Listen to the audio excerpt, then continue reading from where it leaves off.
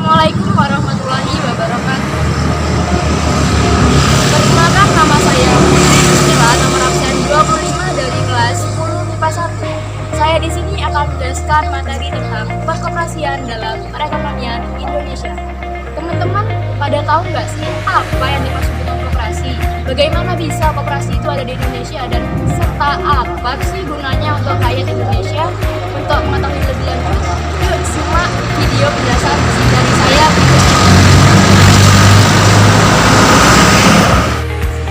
Saya akan menjelaskan sedikit tentang sejarah singkat koperasi Indonesia. Di Indonesia, gerakan koperasi dimulai di Purwokerto tahun 1896 dengan nama Book and Spin Bank atau Bank Pertolongan dan Simpanan yang didirikan oleh Raden Ajeng Wiriat Maya. Bank ini bertujuan untuk menolong para pegawai negeri. Namun, usaha ini tidak bertahan lama karena tindakan politik pihak Belanda. Pada tanggal 12 Juli 1947 di Tasikmalaya, seluruh gerakan koperasi Indonesia diadakan kongres. Salah satu keputusannya adalah menyetujui 12 Juli sebagai Hari Koperasi. Gerakan ini diadakan kongres kembali pada tahun 1953 dan diadakan oleh Bapak Muhammad Hatta sebagai Bapak Koperasi Indonesia. Kita akan belajar tentang perkoperasian dalam perekonomian Indonesia. Sebelum kita membahas apa itu perkoperasian dalam perekonomian Indonesia, kita harus mengetahui terlebih dahulu indikator-indikator yang harus kita capai dalam materi kita kali ini. Yang pertama, menjelaskan pengertian koperasi dan lambang koperasi.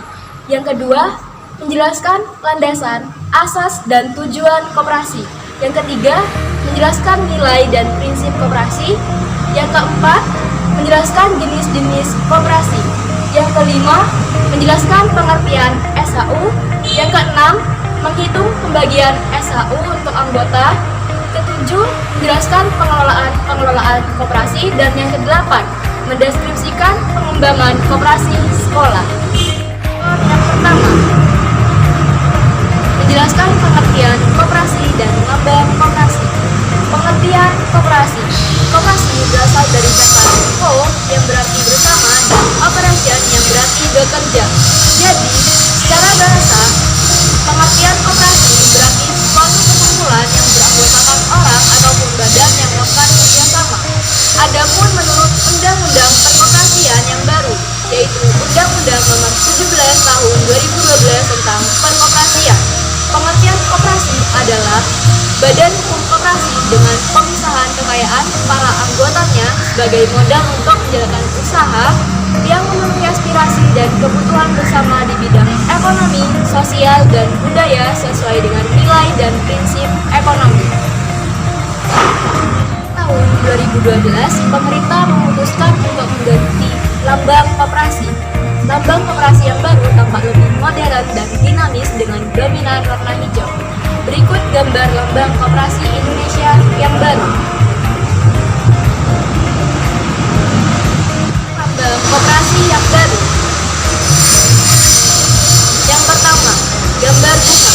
Bermakna bahwa koperasi di Indonesia harus senantiasa berkembang mengikuti zaman, dinamis, berwawasan, variatif, inovatif, sekaligus produktif dalam kegiatannya serta berwawasan dan berorientasi pada keunggulan dan teknologi. Selanjutnya gambar yang kedua yaitu gambar 4 sudut pandang. Mempunyai makna sebagai arah mata angin, koperasi harus dapat sebagai organisasi penyalur aspirasi, berlandaskan sifat kerakyatan dan menjunjung tinggi nilai-nilai kebersamaan, kemandirian, keadilan, dan demokrasi serta siap dalam menuju persaingan global. Yang ketiga, teks koperasi Indonesia ditulis dalam huruf yang modern mengandung arti koperasi harus senantiasa maju sesuai kebutuhan zaman. Teks tersebut ditulis berjajar rapi mempunyai arti bahwa ikatan antar anggota dan pengurus yang kuat. Yang keempat, gambar warna pastel dalam lambang koperasi Indonesia. sikap berwibawa, ketabahan, kemauan, dan kemajuan serta mempunyai kepribadian yang kuat. Yang kelima, gambar 4 pucuk bunga digambarkan saling bersautan membentuk lingkaran, artinya bahwa tiap pengurus dan anggota koperasi saling bekerja sama menguntungkan satu dengan yang lain. Yang kedua, menjelaskan tentang landasan, asas, dan tujuan koperasi.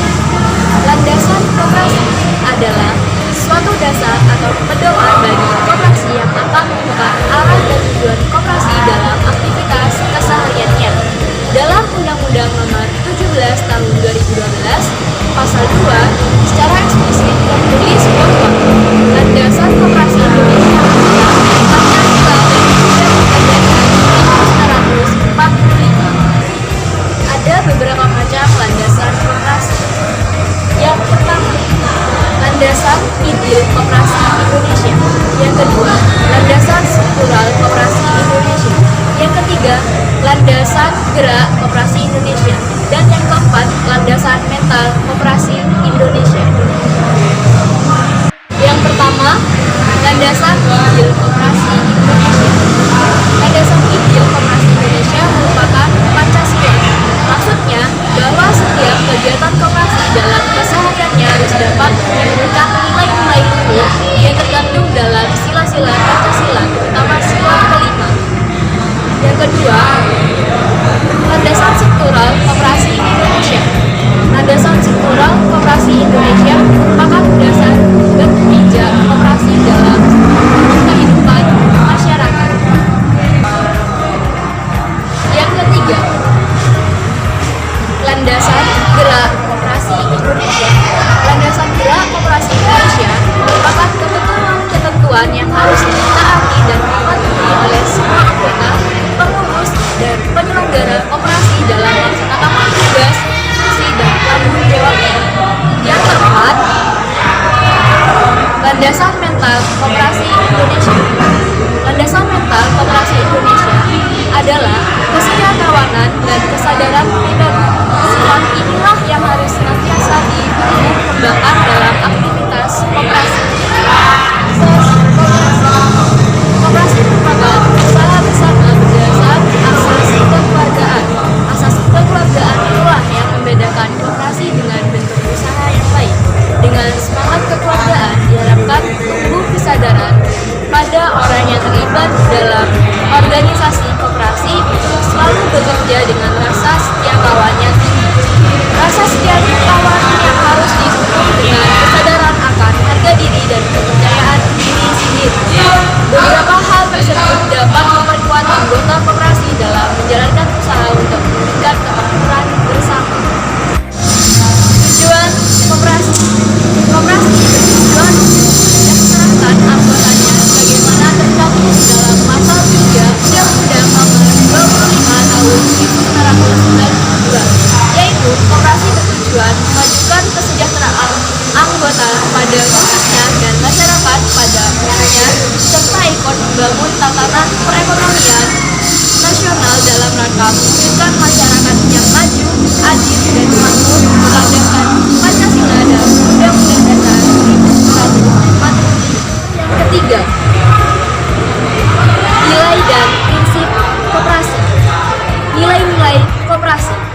Nilai-nilai koperasi adalah sebuah nilai kekeluargaan, mandiri, egalitarian, demokrasi, kesamaan, serta peduli terhadap sesama anggota.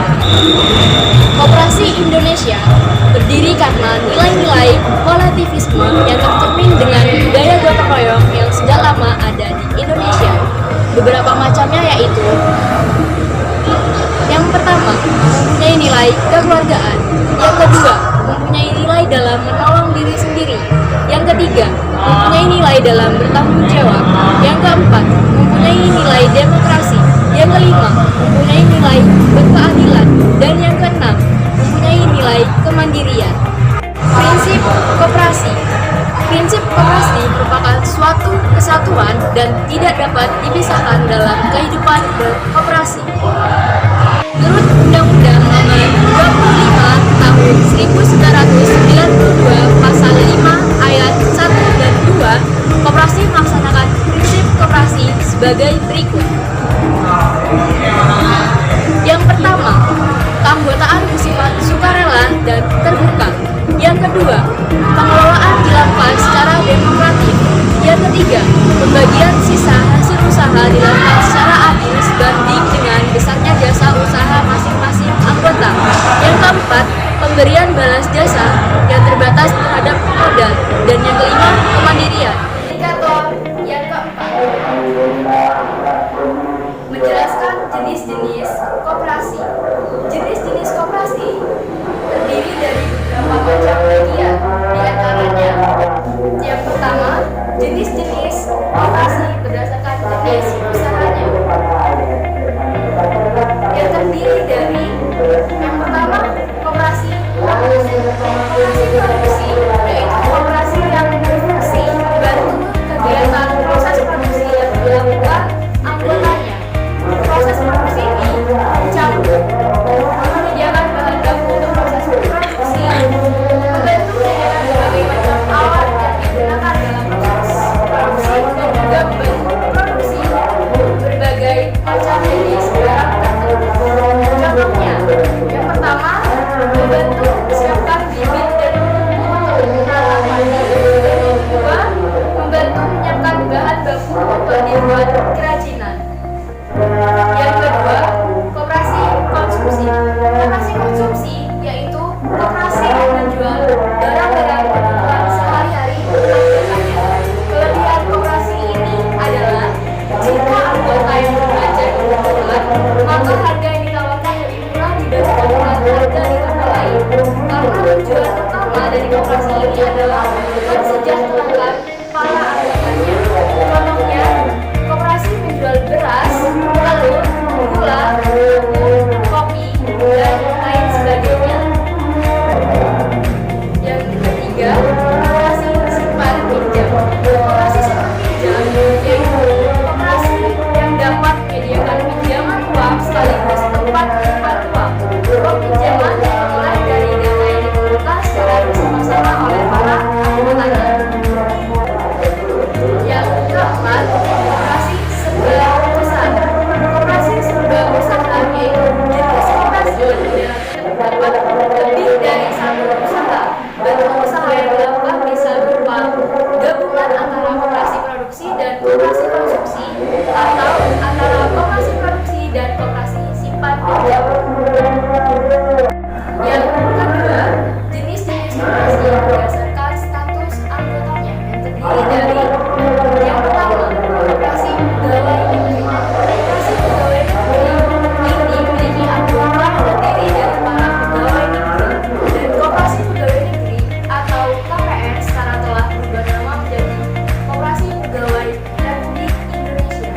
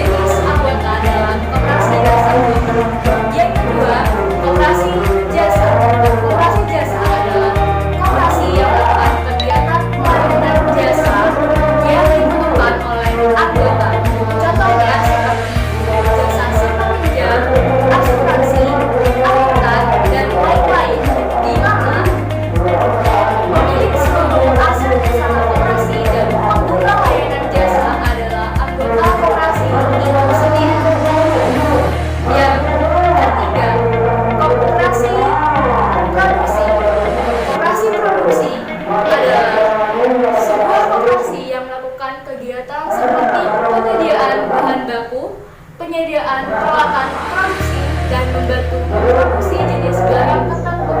Selain itu, koperasi produksi juga ikut membantu menjual dan memasarkan hasil produksi para anggota koperasi. Indikator yang kelima, menjelaskan pengertian SHU. Pengertian SHU. SHU atau sisa hasil usaha adalah selisih dari seluruh pemasukan atau penerimaan total dengan biaya-biaya atau biaya total dalam satu tahun hukum.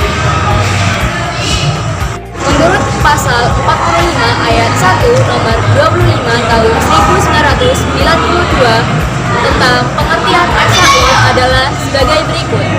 Sisa hasil usaha koperasi merupakan pendapatan koperasi yang diperoleh dalam satu tahun buku dikurangi biaya, penyusutan dan kewajiban lainnya termasuk pajak dalam tahun buku yang bersangkutan. Indikator yang keenam, menghitung bagian SHU untuk anggota. Dalam rangka menghitung bagian SHU per anggota, kita terlebih dahulu harus mengetahui beberapa angka jasa modal anggota dan jasa usaha anggota. Berikut deskripsinya. Yang pertama, rumus untuk jasa modal anggota atau JMA sama dengan simpanan anggota dibagi total simpanan koperasi dikali persentase jasa modal dikali SHU. Yang kedua, rumus untuk mengetahui jasa usaha anggota atau JMA sama dengan anggota dibagi jumlah koperasi dikali persentase jasa modal anggota dikali SHU. Agar lebih memahami indikator mengenai pembagian SHU per anggota, mari kita coba kerjakan soal berikut ini. Diketahui, SHU Koperasi Simpan Pinjam Desa Matahari memiliki SHU tahun 2019 sebesar 40 juta. Berdasarkan kesepakatan anggota di dalam AD atau ART, persentase pembagian SHU adalah jasa modal 20%, jasa modal anggota 25%, dan untuk cadangan koperasi 40%, dan lain-lainnya 15%. Jumlah simpanan anggota koperasi Desa Matahari ada 60 juta, dan penjualannya selama tahun 2019 mencapai 100 juta. Tio merupakan anggota yang memiliki simpanan pokok sebesar 2 juta dan simpanan wajib sebesar 4 juta. Tio juga sudah berbelanja di koperasi sebesar 2 juta, dan maka berapa SHU anggota yang diterima Tio? Mari kita jawab, yaitu diketahui SHU Koperasi Desa Matahari sebesar 40 juta, jasa modal 20%, jasa modal anggota 25%, total simpanan Tio, simpanan pokok ditambah simpanan wajibnya adalah sebesar 6 juta, penjualan anggota belanja Tio adalah sebesar 2 juta, dan total penjualan koperasi adalah sebesar 100 juta. Sisa hasil usaha anggota adalah jasa modal ditambah jasa usaha, yaitu jasa modal Tio sama dengan 6 juta dikali 60 juta dikali 20% dikali 40 juta, maka hasilnya 800.000. Dan jasa usaha Tio adalah 2 juta dibagi 100 juta dikali 25% dikali 40 juta, maka hasilnya 200.000. Maka SHU Tio untuk tahun 2019 adalah 800.000 ditambah 200.000, maka totalnya adalah sebesar 1 juta rupiah. Indikator yang ketujuh, menjelaskan pengelolaan koperasi. Pengelolaan koperasi merupakan hal yang penting karena menentukan tujuan kegiatan, status, hukum, manajemen, dan sumber daya manusia di dalam koperasi. Oleh karena itu, ketika hendak mendirikan koperasi, maka harus dilihat arah dan tujuan koperasi. Bagaimana struktur keanggotaan sebuah koperasi, apa metode pengelolaan yang baik untuk unit usaha ini. Nah, untuk lebih jelasnya, mari kita simak pembahasan berikut ini. Sama seperti badan usaha atau organisasi lainnya, koperasi memerlukan unsur-unsur profesionalitas dalam pengelolaannya. Unsur-unsur yang diharapkan dapat memberikan hal ini adalah rapat anggota, pengurus, dan badan pengawas. Unsur-unsur inilah yang membentuk manajemen koperasi untuk mencapai tujuan melalui usaha bersama berdasarkan asas kekeluargaan. Peranan perangkat koperasi terdiri dari yang pertama, rapat anggota, kedua, pengurus, dan yang ketiga, pengawas. Yang pertama, rapat anggota. Rapat anggota merupakan perangkat organisasi untuk membahas dan mengesahkan pertanggungjawaban pengurus dan pengawas, pengesahan dan penetapan rencana kerja, AD atau ART, dan pembubaran koperasi, serta pemilihan dan pemberhentian pengurus atau pengawas, dan menetapkan pembagian sisa hasil usaha. Yang kedua, pengurus. Pengurus dijabat sekurang-kurangnya 3 orang yang masing-masing berposisi sebagai ketua, sekretaris, dan bendahara. Pengurus berfungsi untuk memimpin organisasi dan kegiatan usaha, membina anggota, menyelenggarakan rapat anggota, mengajukan laporan keuangan, dan pertanggungjawaban kegiatan. Yang ketiga, pengawas. Unsur pengawas berjumlah sekurang-kurangnya 3 orang atau sesuai dengan anggaran dasar koperasi. Pengawas secara kolektif memiliki kewenangan untuk melakukan pengawasan dan pemeriksaan terkait catatan atau harta kekayaan koperasi serta bertanggung jawab kepada rapat anggota. Indikator yang terdapat berdasarkan pengembangan koperasi sekolah.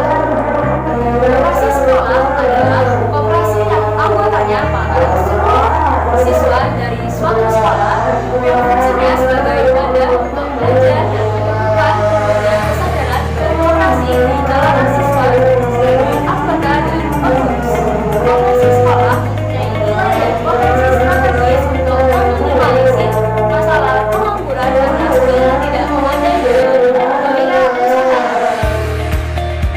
Dalam mengembangkan koperasi sekolah, peranan kepala sekolah, pejabat koperasi, dan guru pembimbing koperasi sekolah memegang peranan penting.